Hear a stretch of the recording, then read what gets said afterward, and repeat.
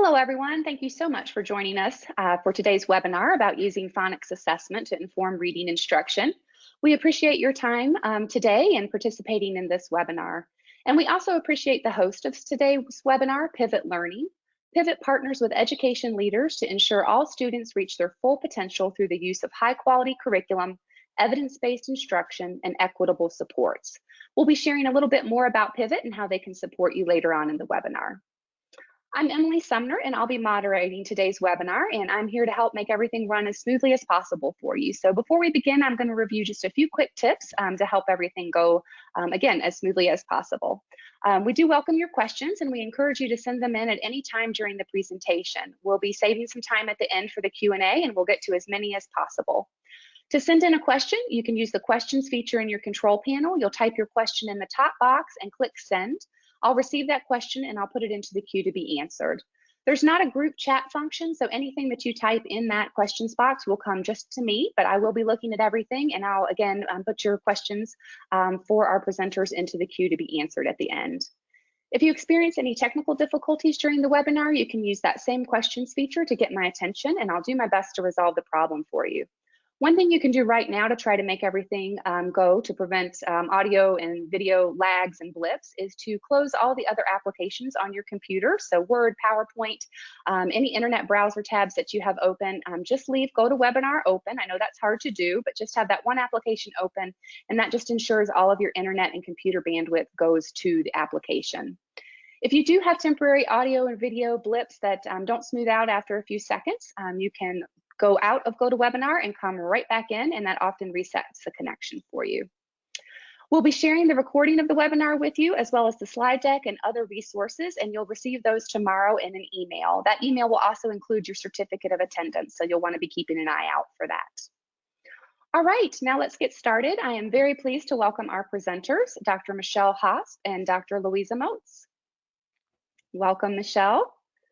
Michelle is an associate professor of special education at the University of Massachusetts Amherst and the scientific advisor for Keyphonics. You may know Michelle from her best-selling book, The ABCs of CBM, A Practical Guide to Curriculum-Based Measurement, or from her many presentations and workshops. Michelle has spent the past 25 years working with students, educators, families, and researchers as a school psychologist, professor, and director of the Iowa Reading Research Center, with a focus on helping students with reading difficulties. We are also extremely pleased and honored to have Dr. Louisa Moats with us today. Louisa, are you able to turn your camera on? Yeah. There you are. Hello. Welcome. Thanks for joining us. Louisa has been a teacher, psychologist, researcher, graduate school faculty member, and author of many influential scientific journal articles, books, and policy papers on the topics of reading, spelling, language, and teacher preparation. She's probably most well known for her research and writing about the need for improvements in teacher education. Her more recent publications include letters, professional development for Voyager Sopris, and articles and books for the International Dyslexia Association. And they've focused on helping teachers understand the language basis for reading and writing. We are really pleased to have both Dr. Moats and Dr. Hosp with us today. So Michelle, it looks like you're off camera, but do you want to come back on and get us started? There you are. Thank you, Emily. So I first want to thank all of you for being here. I know these are really trying times, and it's amazing to think about the hard work that you guys are doing to help kids every day. They need you now more than ever. And so that can't be stated enough to thank you for everything you do, helping our kids learn to be readers, because we know that without the ability to read, that their lives really change. It's a much different course for our students who are struggling readers versus kids who are proficient readers. And we care a lot about that. And Louisa, I'm thrilled to be doing this with her because she's one of the most passionate people as well as experts on this topic as well. So I'm going to share with you what we're going to be discussing, and then I'm going to turn it over to Louisa, and then I'm going to come back, and then Louisa's going to end it, our discussion with you today. So first, we're going to talk about how to select a phonics assessment. Then we're going to address how to use your phonics data to guide instruction. And we're also going to be talking about what teachers need to know in order to teach phonics. So I'm going to turn it over to Louisa so that she can talk to you up front and really kind of ground us in what we need to, why do we even need to assess and teach phonics skills in the first place? Yeah, so here's a little sort of context for the specifics that Michelle will be talking with you all about, and that she's such an expert in. I mean, why are we doing this in the first place? Why are you all with us today? And let's just have a quick overview here. First of all, decoding ability, as measured by non-word reading measures primarily, is strongly associated with both reading fluency and reading comprehension. So the ability to decode and use phonics is central to being a good reader. By the middle grades, decoding ability is strongly correlated with what we call sight word reading, that is automatic recognition of most words that we can read. So it's still a factor even though kids are getting older. Automaticity depends on establishing high quality mental representations. What does that mean? Imagine in your mental dictionary having a very focused image of what is in a word. And those memories include interconnections between a word's sounds, meanings, and spellings. So we call this the amalgamation or consolidation process in word learning, and it doesn't take place unless we have processed the internal workings of the word and its relationship between speech and print. Also, studies of instruction, just on kind of surface level, studies of instruction have always shown superiority for code emphasis instruction in comparison to, quote, literature emphasis approaches that de-emphasize phonics or that include only a smattering of phonics, if any. Kids learn to read better, faster, and more independently when they know phonics. Okay, Michelle. Okay, so, but why bother to teach? Because some people argue that, well, what you're saying might be true, but don't most kids just learn this from exposure, from looking at print, or as some people say, we learn to read by reading? Well, that's a partial truth. Because a very high percentage of kids who have reading difficulties, who fall behind, have not developed good decoding or automatic word recognition. And if you want to look at the data, look at the Fletcher, Lyon, Fuchs, and Barnes second edition of their book on learning disabilities, which is about much more than learning disabilities, from 2019.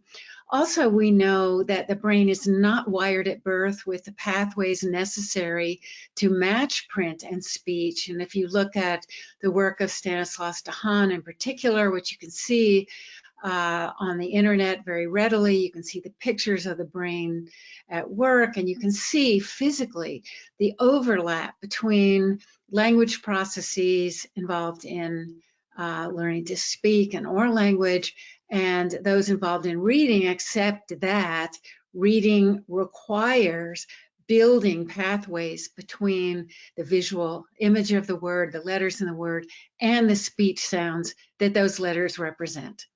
So teaching phonics enables kids to build a mental support structure or an architecture in the brain that allows us to do the job of reading new words with ease, because after all, that's the goal of phonics instruction, to be able to read independently with ease. It's not to sound words out. The sounding out process is the stepping stone for recording words in our mental dictionaries with precision, and that allows us to build our sight vocabularies. This is also referred to as the orthographic mapping process, for which we establish an architecture. And also we know that the subtypes of poor readers include a high percentage of kids who have phonologically based difficulties, and of course being able to identify the speech sounds in spoken words is the basis for being able to use an alphabetic orthography and build those pathways between speech and print. And if a student has weaknesses in the phonological processing system, they will have trouble learning phonics. And there's also a subtype, and this is all discussed in the Fletcher book.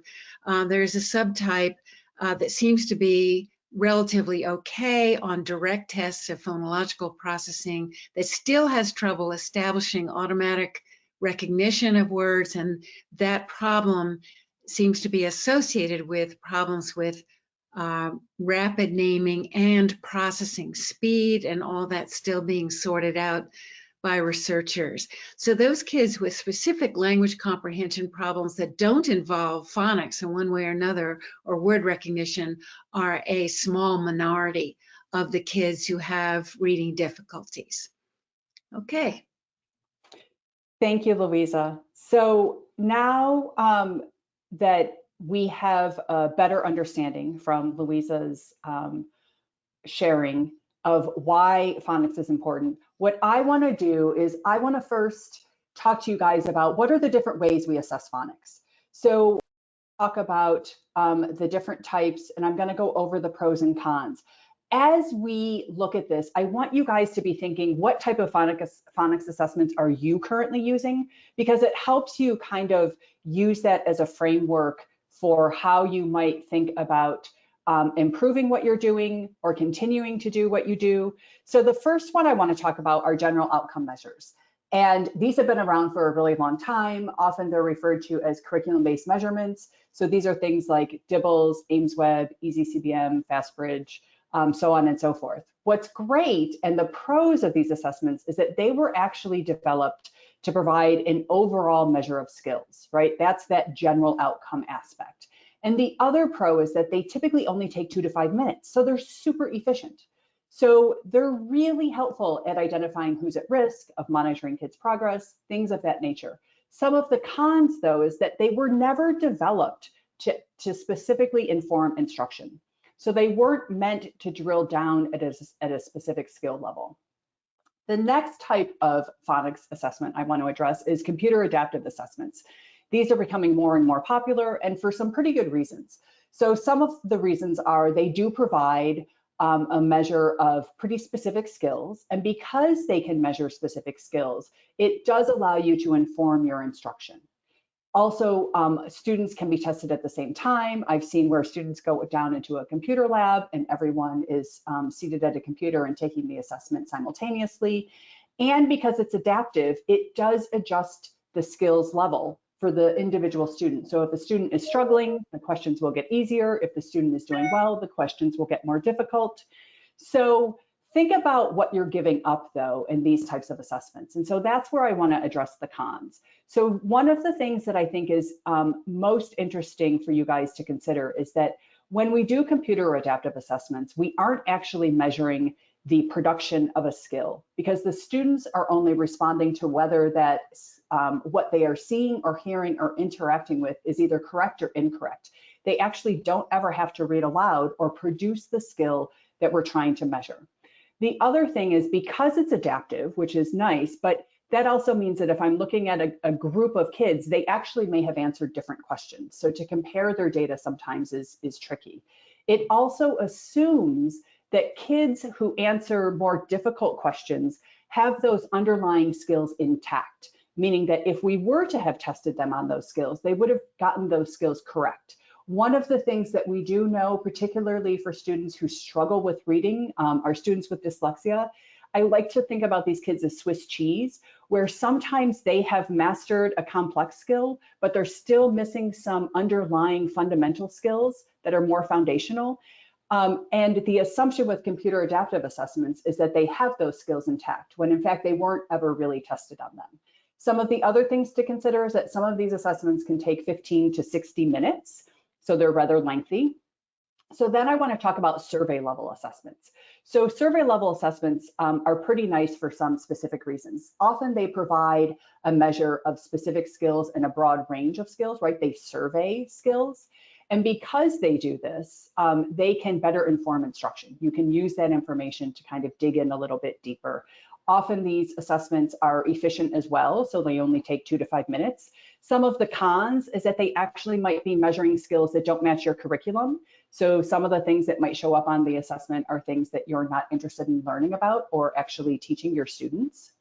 Then we have diagnostics. So diagnostics are actually not meant to be given to every student. Diagnostics are supposed to be used for only those students that we still yet haven't determined where they are struggling. And in phonics, there are so many different patterns that we need to attend to. The diagnostics can be really helpful because they can really drill down and specifically identify where are the students' strengths and weaknesses. And because of that, they're really good at informing very specific instruction, particularly those tier 2 and tier 3 types of instructional settings. And if they're done well, because they're only focusing on specific skills, they shouldn't take a long time to give either, so 2 to 5 minutes. So some of the cons with these though is that, again, it may not match your curriculum. So you actually might be testing skills that are not of interest to you.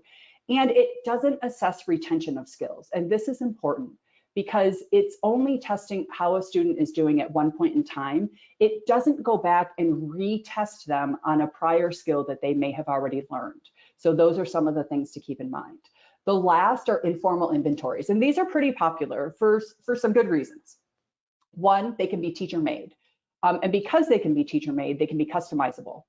And they can inform your instruction because the teacher should be making it based on what they're teaching, and therefore it should match the curriculum. Some of the big red flags, though, is that the reliability and validity of these assessments is unknown, and it takes time to build these. So I would much rather have teachers using a reliable and valid assessment that they can get their hands on and that will provide them good information. So those are some ways to think about your assessments. What I'm going to do now is I'm going to share with you what we did to help you guys think through this a little more thoughtfully. Is we actually put together a checklist for you. And I'm pretty excited about this checklist. And thanks to our partners at Pivot and Core, they're making this available for you guys. And this checklist will help you really determine how to select a phonics assessment. So what we've done is we've done some of the heavy lifting for you, because we want to make sure that you are spending your time thinking about the right questions, aligning that with the data, and using the assessment data that you may already be collecting and trying to think about ways to use that more efficiently. So I'm going to apply this checklist to some commonly used phonics assessments. And then what we're going to do is I'm going to show you some of the data, and I'm going to show you how to mine that data to really help inform your instruction in ways that maybe you haven't been doing before, or maybe kind of reinforce what you're already doing. So this is an example of the assessments that we're going to review. And full disclosure, I am the scientific advisor on Keyphonics. I am also highly familiar with a lot of these other assessments. I've either been trainers for these assessments, I use these assessments in my research, I actually teach my students in my reading courses at the university with these assessments. And they're widely used. And so it's really important for us to understand how these assessments stack up. So I'm going to walk you through the checklist. And then again, like I said, we're going to talk about that data. So when you are looking at identifying a good phonics assessment, the first thing you need to do is understand if it's reliable and valid. This information is typically shared through publishers, through, they either have it up on their website, they have technical reports, but you absolutely need to have this information. If you cannot find out whether the assessment is reliable and valid, don't use it. The other thing we want to stress is that the student really should be reading aloud. So again, this is making you think a little bit more thoughtfully about some of those computer adaptive assessments and what they can be used for and what they can't be used for. But we know that kids struggle with word reading patterns. And given where we are in the pandemic, we know that these skills are absolutely critical for students to be successful. And the best way for us to measure these skills is to actually have the students do a production response where they actually have to read aloud. So it's really important right now that we think thoughtfully about that and how we're actually measuring students' phonics skills. So we would encourage you to only use assessments where the student is actually asked to read aloud and you can really hear whether they are making the correct pronunciations for their letters and sounds. The other thing is we want people teaching. We want people testing smartly and testing as little as they can so that they can get to the job of spending their time teaching. So really think about assessments that are quick and efficient. The other thing is using assessments that use nonsense words. And this is always kind of a sticky point for some people.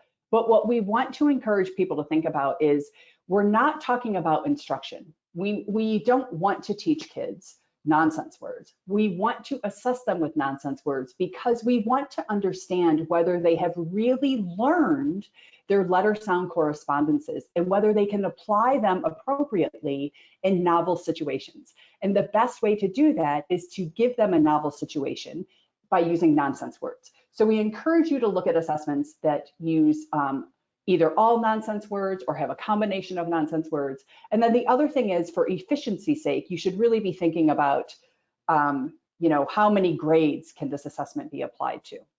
The other thing is, when we think about phonics patterns, there are a lot of them, and they're all important because words are made up of pretty complex things, but we want to identify and measure and teach those things that have high utility. So they show up, they're frequent, kids need to know them in order to read words. So when you're looking at phonics assessments, it's really important for you to look across a lot of different phonics skills and see which phonics skills are being measured.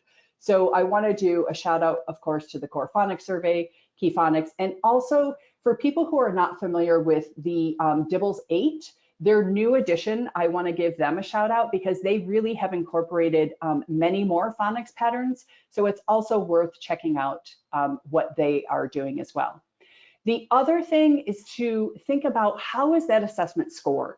So scoring the student response at the error level, not whether they read the word correct or incorrect, but rather where in the word are they making their errors? Because this can be used to better inform our instruction. So it's really important to think about identifying where in the pattern the student is actually getting tripped up. The other thing is making sure that the student has multiple opportunities per pattern.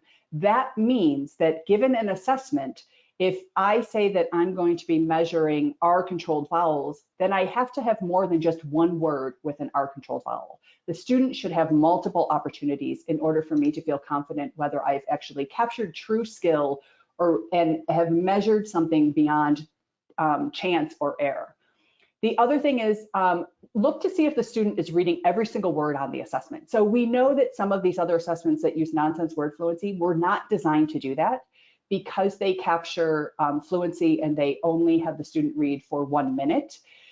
So you have to be thoughtful about when you're using those assessments, how many patterns and how many skills are the students actually able to read within that 1 minute? They're efficient, but are you actually measuring a broad range of skills? The other thing to think about is, can that assessment be customizable to your scope and sequence? So I'm not going to spend a lot of time talking about these questions because I'm actually going to show you guys how to think about your phonics assessment data and apply it to some of these assessment tools. But at the student level, there are some basics that we want to be thinking about, right? We want to make sure we identify those kids who are at risk. We want to try to figure out which specific phonics skills they need help with, and we want to know whether the students are improving. Then we want to step back, and for resource allocation reasons, we also should be asking questions like, how are all of our second graders doing? What's happening in, Mrs. Red's class? So we have to be also thinking about, is there a way that we can thoughtfully look at that data that will inform how we're doing as a system at a grade level and also at the individual class level? So the other thing to think about is, because we're all busy, it's really helpful and efficient that using assessments where you can get the automatic reports. All of these assessments, you can make reports or you can enter the data later and have reports provided for you. And so at this point, what I want to do is I want to walk you guys through how to use your phonics data to really help guide instruction. We're going to start at the student level. So I want to review again some of those questions that you really should be thinking about. Can I answer these questions with my phonics assessment? So which students are at risk for word reading? Which specific phonics skills does this student need help with? Are phonics skills improving for a student? So some helpful tips and steps that we encourage you to apply is scoring the assessment at the error level.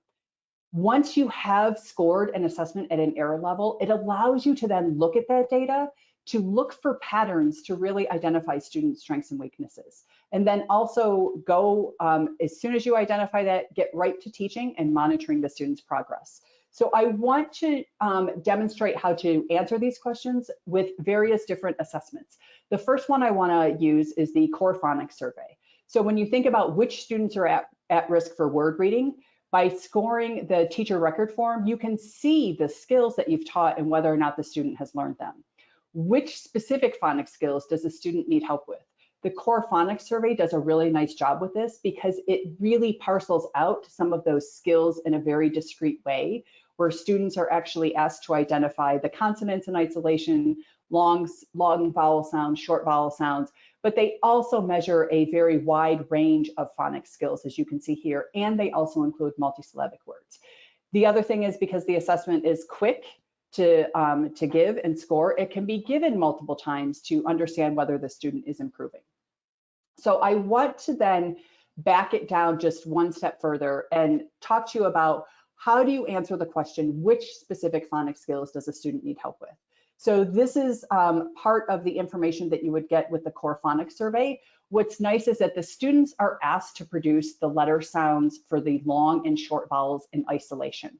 And then they are given a list of words where some of them are real words and some of them are nonsense words, and they have to read, so they have to produce, they have to apply their knowledge of letter sounds and read the words. So when we look at how the student performed on this, it's not just, are they hitting a benchmark or are they doing well? But when we look at the errors, we could actually say this student actually is doing well with the vowels A, O, and U. They also are applying the appropriate sound for consonants at both the initial and the ending sound.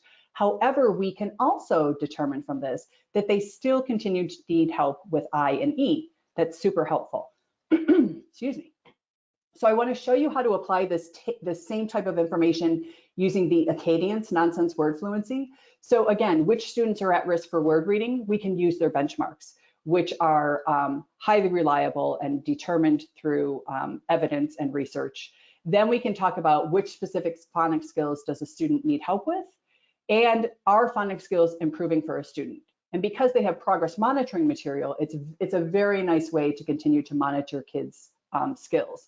So this is an example of a second grade nonsense word fluency. I've scored it for this student.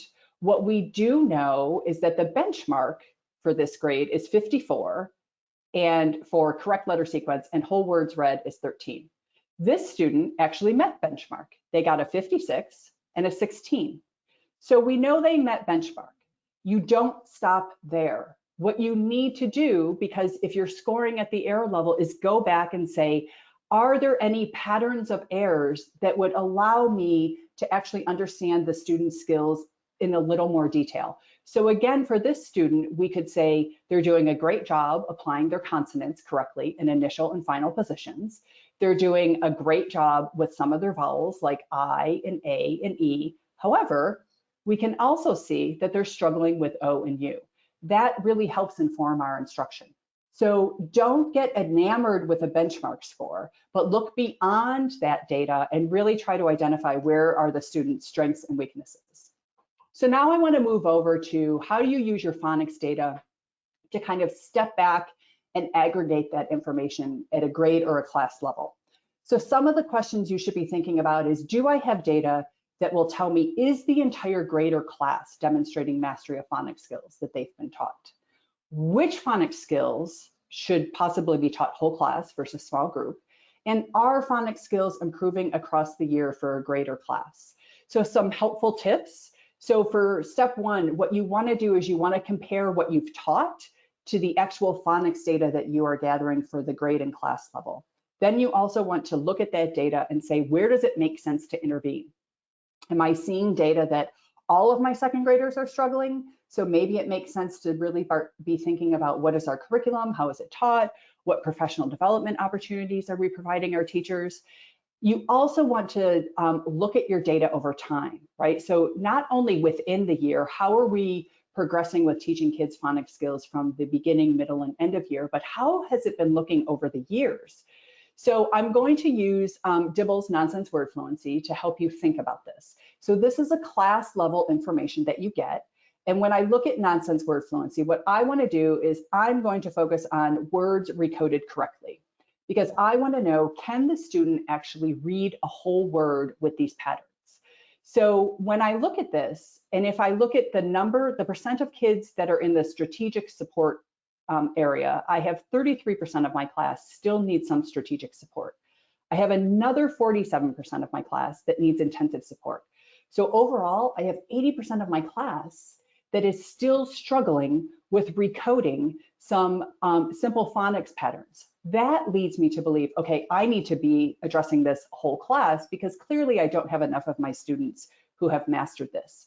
The other thing is, what about small group? What about those kids who struggle the most? So what's important and what's great for this information is that you can look back at some of those prior skills, like phoneme segmentation fluency. Do the kids actually have those skills intact? Because if they don't, they're not going to benefit much from phonics instruction until we go back and we address those phonemic awareness tasks. So this information can really help inform what should I be doing whole class, and then how do I find those kids that need additional support. The next one I'm going to show you, this is with the Keyphonics data. And for Keyphonics is the entire class demonstrating mastery of phonics skills they have been taught. So it allows you to look at which of those skills in my sequence of phonics skills have I already taught my students. Then I want to look at, so what are those skills where I have a high number of kids that still have not mastered them? Those are the skills I want to teach whole class. Then I want to look at those kids at the bottom who are struggling the most. And because I can look at specific phonics patterns, I can really be thoughtful about grouping these kids into small group instruction that I can match them to their specific instructional needs. Now let's talk about, are phonics skills improving across the year or years for a greater class? So I love this graph. So this is from Dibbles 8. And what it allows you to do is that you are looking at data across years. So this is across 3 different years, the beginning of year, middle of year, and end of year. And these are box and whisker plots where you can see where the average is and then where the spread is.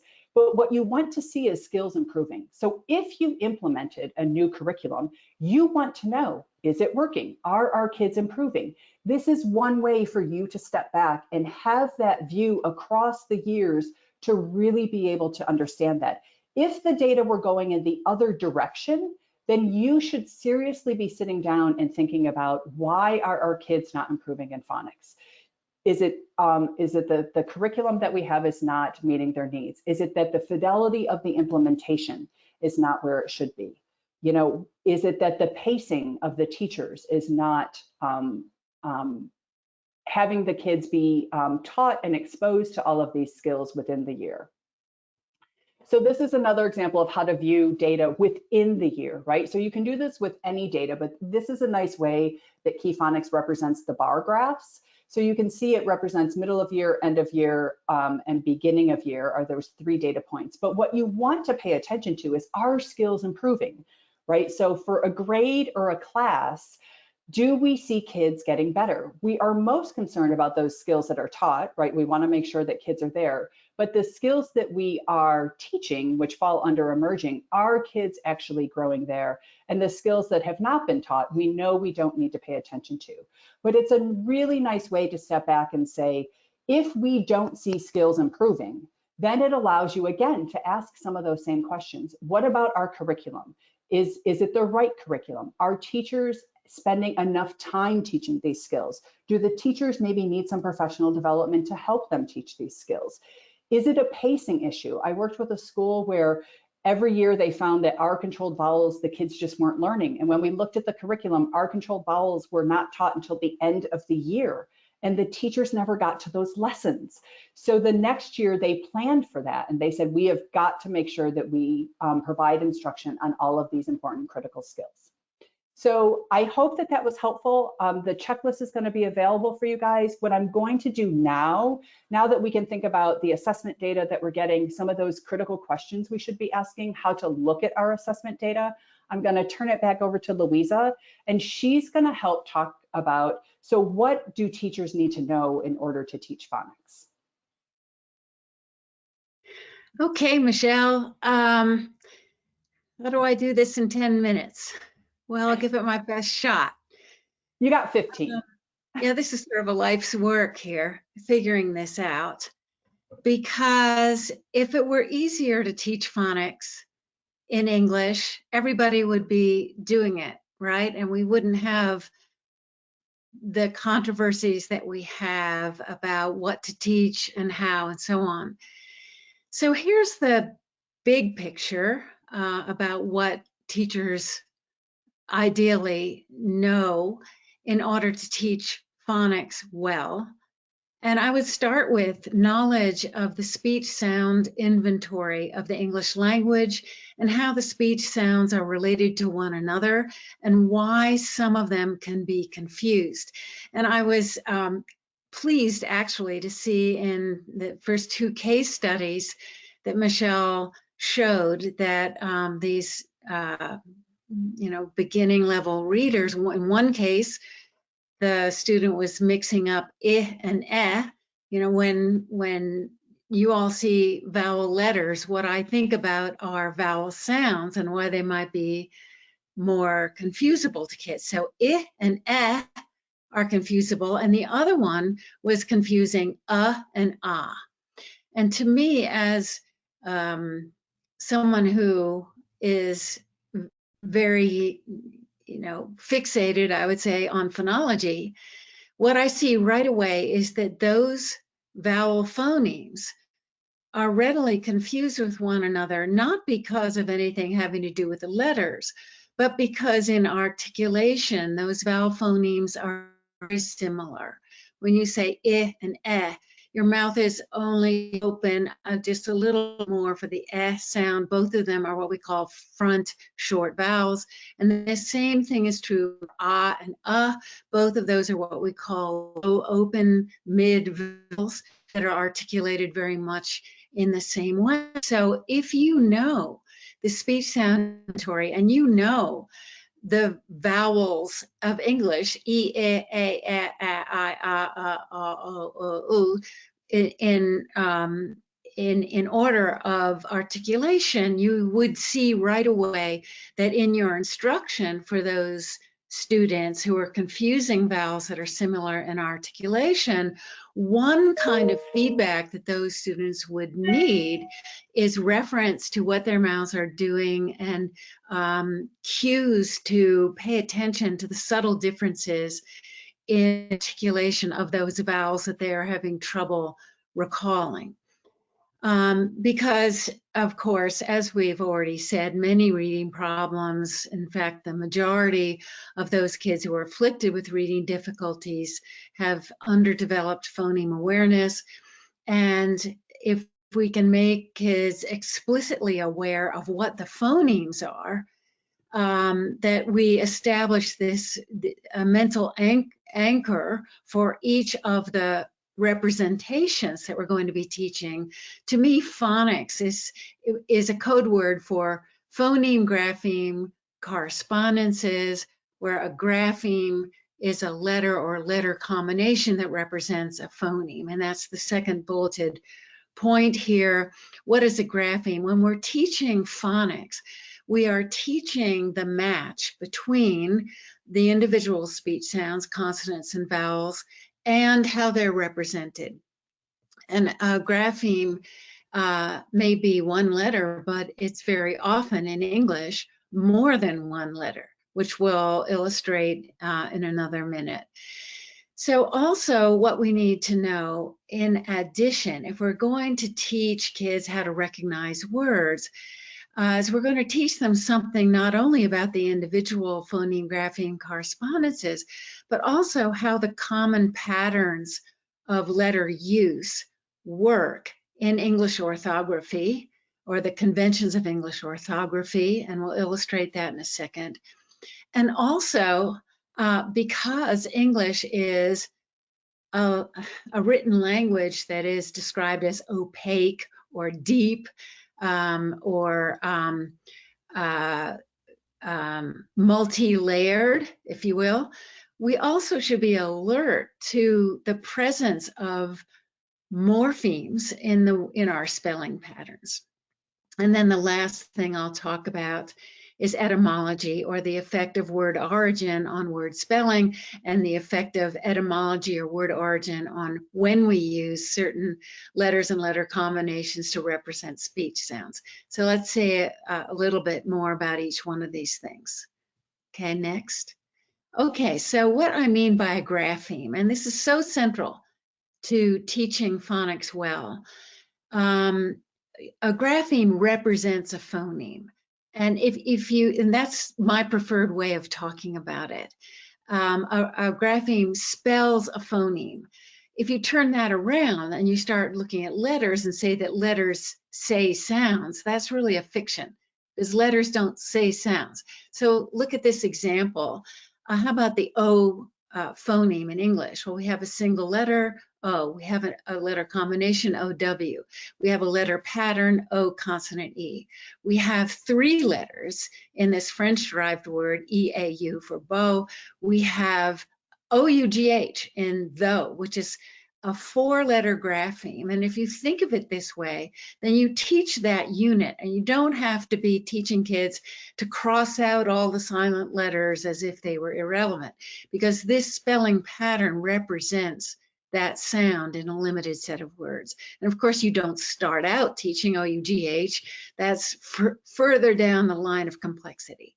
Or look at, let's take the last example here of oo, as in ruby, which is different from that U in mutant. Okay, let's just take oo. We have single letter U. We have OO as in root. We have U consonant E as in rude. UE as in true, UI as in suit, EW as in chew, OU as in soup, and OUGH again as in through. So there we have the same grapheme representing a different vowel sound in through than it represents in though. And of course, as teachers, we tear our hair out about what we're going to do about that unfortunate fact of English.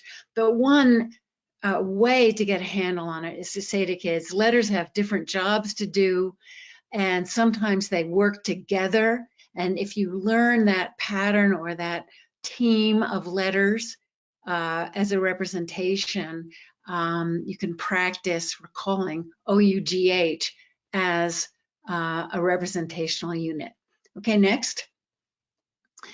So I said, in addition to just knowing those correspondences, there are a lot of redundant patterns in English. So here's a little quiz for you. Which letters can never end a word? And here's an answer, V. Okay, we can show them. So V, that's why we have an E on the end of have. It's to prevent the word from ending in V. No word ends in the letter J, so we use DGE or GE for J at the ends of words. I, we don't end words with the letter I, so we use combinations like IE or the letter Y.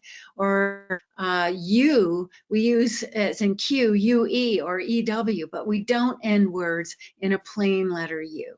Okay, next, here's the quiz. When do we use CK? I hope a lot of you know this. And the answer is not because it's at the end of words. The answer is because immediately after a stressed short vowel, we use CK. So if you phrase it that way to kids, then you understand why, for example, in the word picnic, we have an IC on the end. That is an unstressed syllable where you would not use CK. All right, the next question.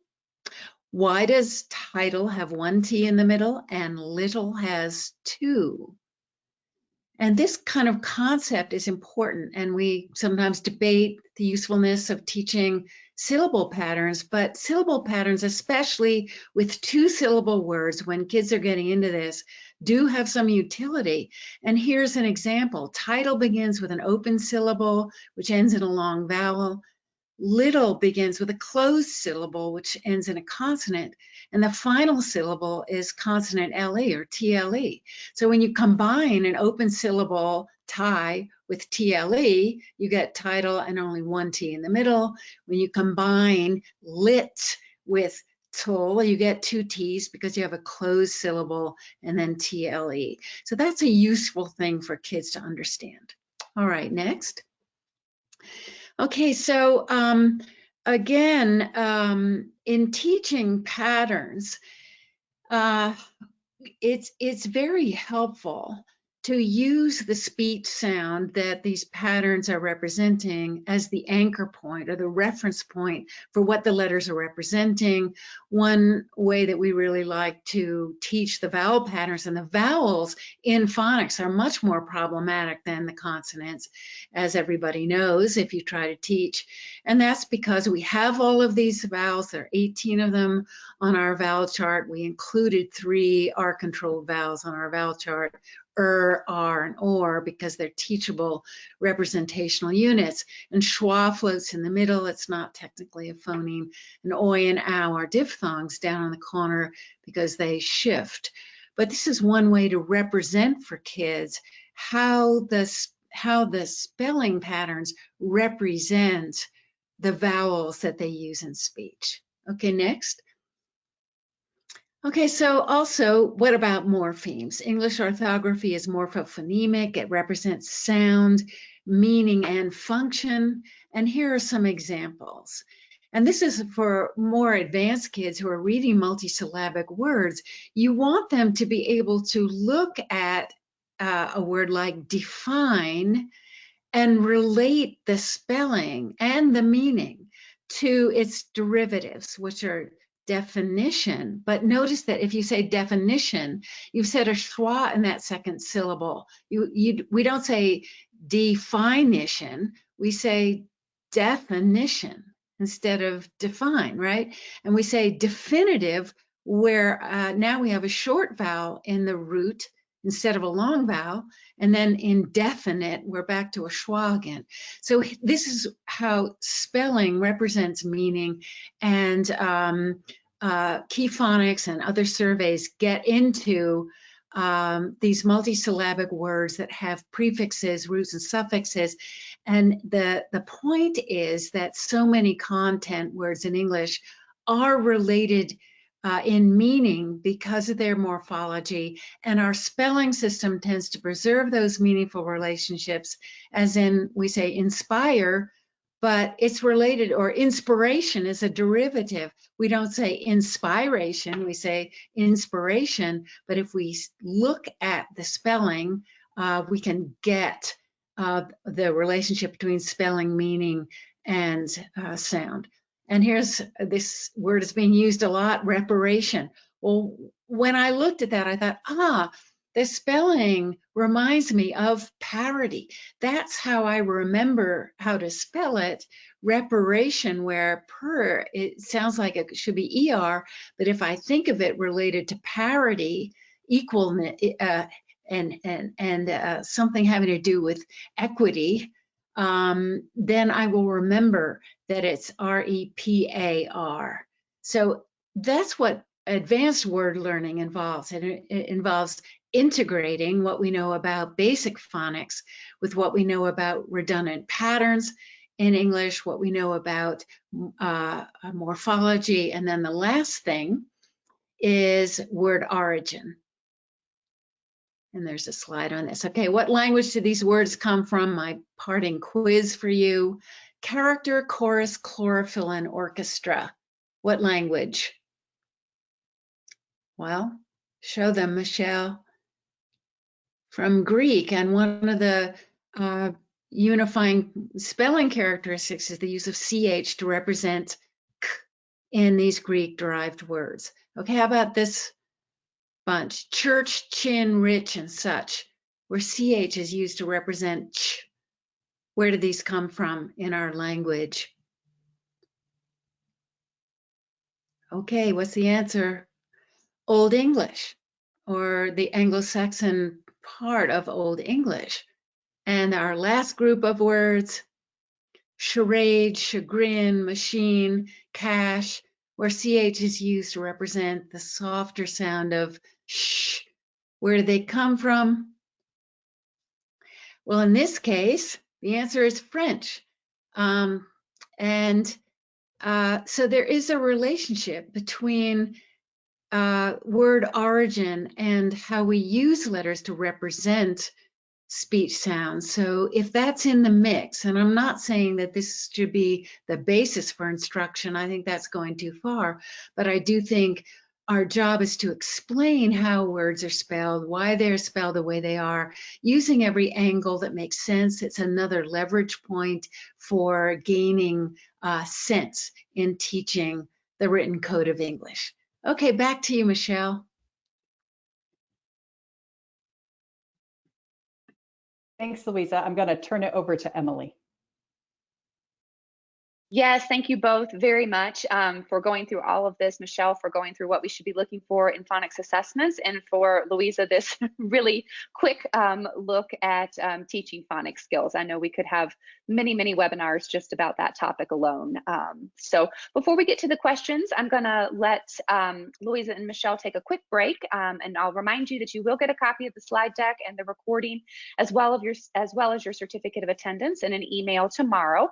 We'll also be posting the recording and Michelle's phonics assessment checklist to the Pivot website, which is pivotlearning.org.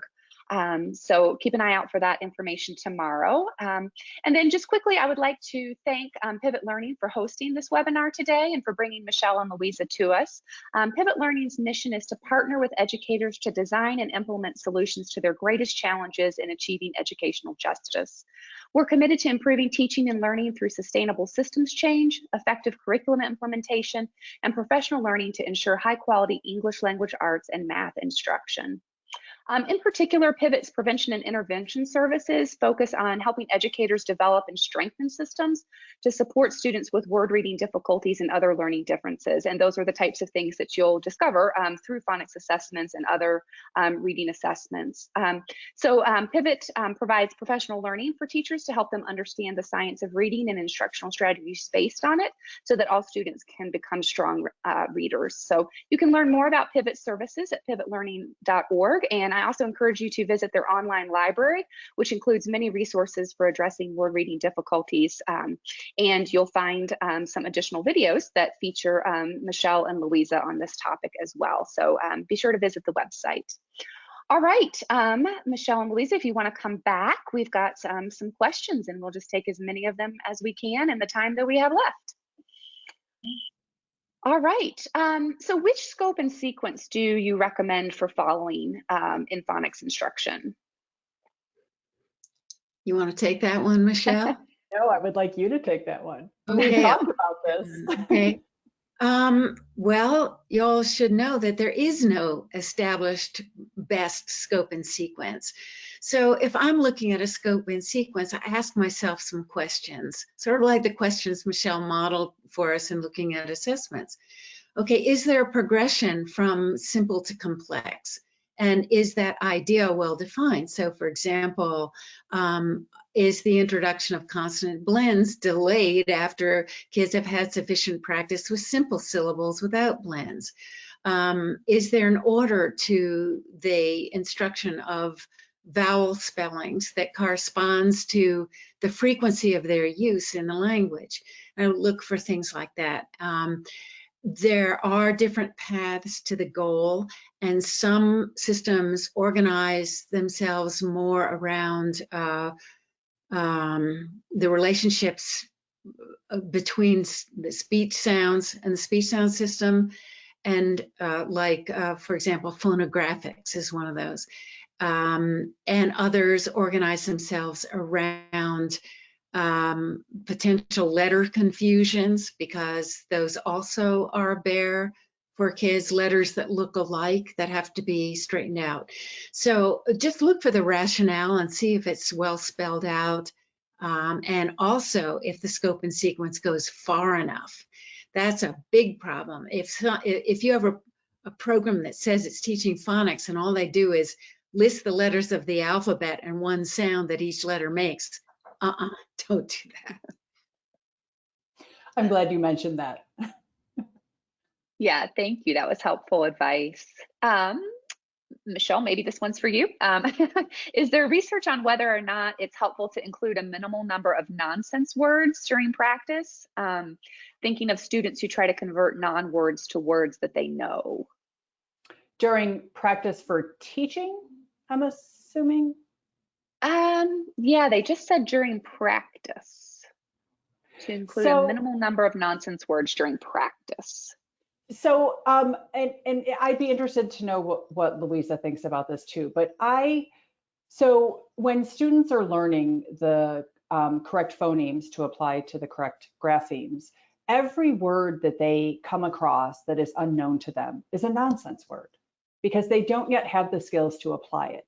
But what we want to do is to expose kids to the opportunity to read as many real words as possible in a situation where they are getting corrective feedback if they are not able to apply those skills correctly. So I think using nonsense words is absolutely the right way to go for assessing phonics skills. When we're teaching phonics skills, I tend to tell teachers to stick to real words because kids need, particularly our kids who struggle, they need many, many, many representations with those words to learn them. And so the more we can put those real words in front of them, the better the likelihood is that they will read them and they will become part of their sight word vocabulary, which is part of becoming an efficient reader. I agree totally with what you just said. Mm-hmm. Thank you. Great. Thank you both. Can you speak a little bit about phonics development in children who've been identified with dyslexia and what to watch for in terms of growth or reinstruction? Well, what we see is very uneven development and a lot of forgetting. That's the hallmark to me of dyslexia is the student remember tomorrow what you taught them yesterday. Also students with dyslexia are likely to really struggle with the association of phonemes with graphemes. So the problem may be primarily with the phonological system not being refined enough to support that process. And so what I would look for especially is phonologically based errors in spelling and reading to figure out, in addition to a phonics survey and diagnostic surveys of where the kid needs some help, but I really look at the extent to which achieving phoneme awareness and phoneme differentiation is at the heart of the problems remembering print, and also would look at memory for print itself and whether the student has had enough work just solidifying knowledge of the letters and letter identity, because you see with dyslexic kids, for example, that they're forever confusing W, U, Y and the letters at the end of the alphabet because they haven't had enough practice sorting out what's what. So would look at both parts of the phoneme grapheme mapping process, and mainly what you see is a need for really systematic practice. You gotta, tell them what you're going to teach them that day. Do it, I do, you do, we do. Lots and lots of practice. When they come back the next day, review it, provide some more practice, because it doesn't stick, and that's the hallmark of dyslexia. That's interesting and helpful. Michelle, I'm going to get one last question into you, and it's around using the core and Keyphonics assessments. Are those helpful for students who have already been identified as struggling readers and useful for progress monitoring? Yeah, so kind of piggybacking on what Louisa said, when we have kids who are struggling, the most critical thing we can do is identify where those glitches are. And we know that we can't just make assumptions and say, well, they they did well today with that lesson, so we're going to assume they've mastered that skill. So it's really important to use those assessments that measure multiple skills, that we can always be looking at the full menu of phonics skills that we are teaching kids, and we need to keep our eye on. So yes, by giving those assessments multiple times, we can be monitoring their progress. But what's really important to think about is, if we know the kid is struggling, it's not helpful to know they're struggling with reading words.